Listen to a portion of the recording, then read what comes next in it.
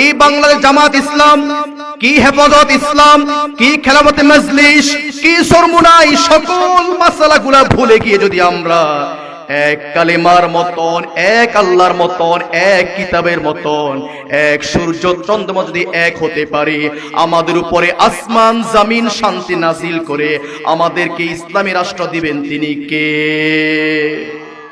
কুরআনুল কারীমের ভিতরে 3 নম্বর সূরা, সূরা ইমরান, আয়াত নম্বর 102, ওয়া'তাসিমু বিহাবিলিল্লাহি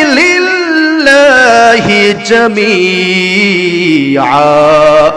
ওয়ালা তাফাররাকু। আল্লাহু আকবার। রব্বুল আলামিন বলে, যদি তোমরা এক হতে পারো, রব্বুল আলামিন তোমাদের উপরে ইসলামী রাষ্ট্র কায়েম করার জন্য সাহায্য করবেন। সুবহানাল্লাহ বলেন। ওয়ালা তাফাররাকু, কি হওয়া যাবে না? ভেদাভেদ হওয়া যাবে, বিচ্ছিন্ন হওয়া যাবে, একা একা চলা যাবে। সময় এসেছে, সময়ের দাবি সকল মুসলমান সকল ভেদাভেদ ভুলে গিয়ে এক কাতারে দাঁড়ানোর জন্য নামাজের মতন করে, এটা ফরজ। যদি এক না হন, কখনো আমি আপনি ইসলামী রাষ্ট্র কায়েম করতে পারবো